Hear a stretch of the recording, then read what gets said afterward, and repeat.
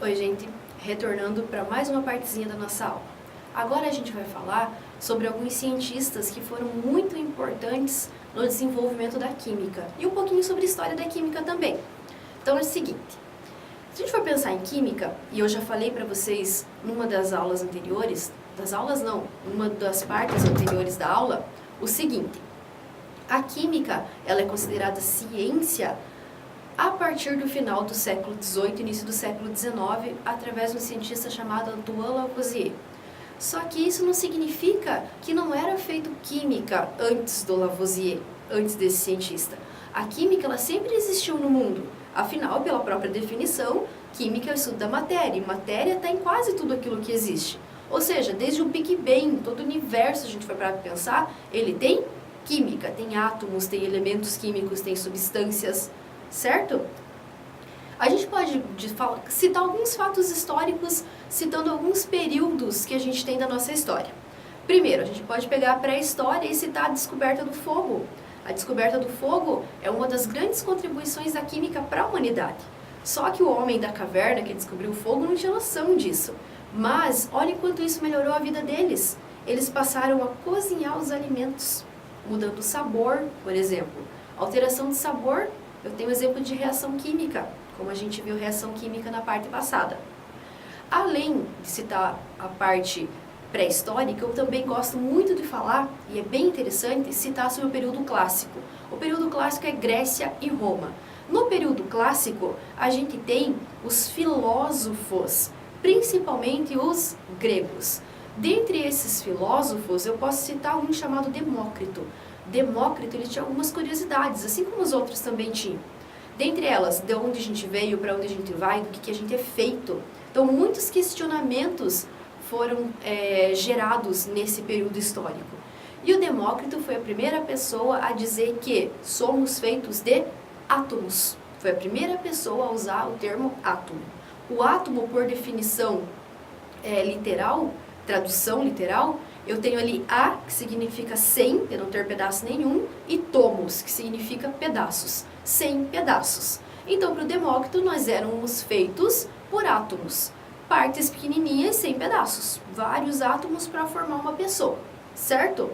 Com o passar do tempo, o desenvolver dos anos, acaba-se o período clássico e entra-se no período da Idade Média, conhecido por Idade das Trevas, chamado justamente por Idade das Trevas, por se tratar de um período em que se diz que não teve contribuição científica. Tanto que nessa época nem se falava na química como sendo uma ciência.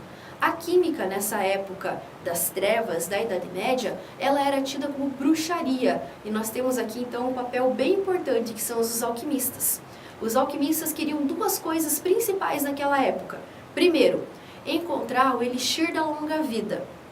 Que seria o que esse elixir da longa vida? Uma poção mágica para fazer com que as pessoas fossem imortais. Segundo, eu teria também a pedra filosofal, que seria um metal capaz de transformar qualquer outro metal em ouro.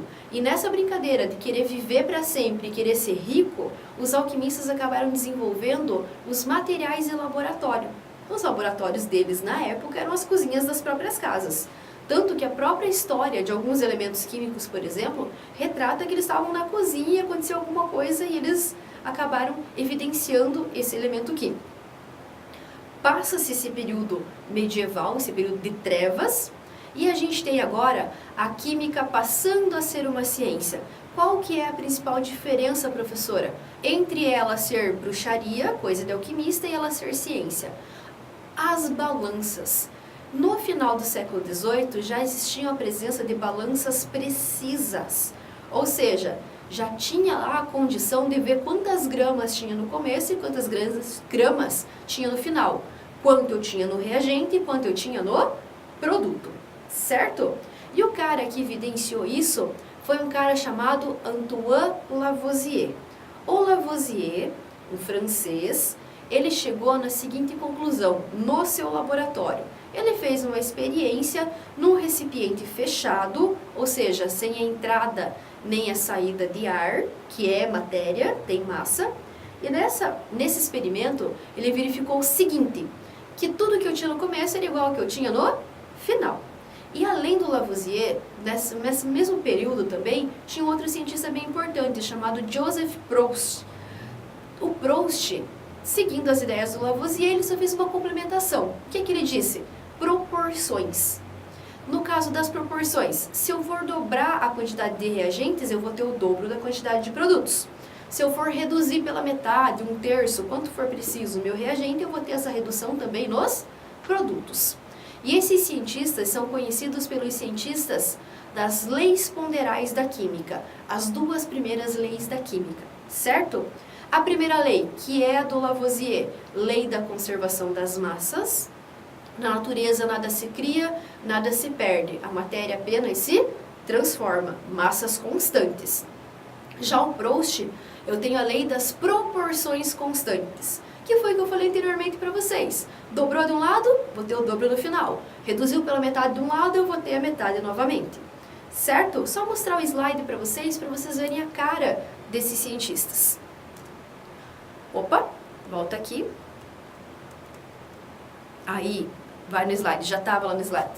Então eu tenho ali, do meu lado esquerdo, o Lavoisier, e do meu lado direito, o Proust. Dois cientistas que revolucionaram a química. Tanto que o Lavoisier, ele é conhecido como pai da química moderna. Continuando, vou mudar de slide aqui, nós vamos ver os modelos atômicos e volta para mim aqui, galera. Seguinte, falando de modelos atômicos agora, existem vários modelos atômicos, eu vou falar dos que ganharam fama e citar uma coisinha ou outra que não está no slide aqui para vocês. Então, peraí. Isso. Nesse slide aqui que vocês estão vendo na tela, a gente tem pelo menos 5 modelos atômicos, que eu vou do primeiro até esse último mais borradinho ali. E a gente vai falar de todos eles. Vou passar mais um slide para vocês. Isso. Agora, primeiro modelo, volta aqui para mim. Eu tenho o modelo de Dalton. Dalton foi um cientista que, entre os anos 1803 e 1809, ele criou o primeiro modelo para o átomo. O que o Dalton fez?